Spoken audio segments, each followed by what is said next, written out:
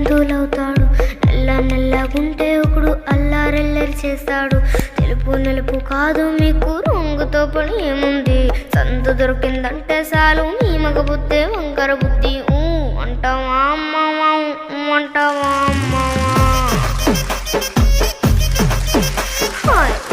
అంటావా అమ్మావా అంటావా అమ్మావా.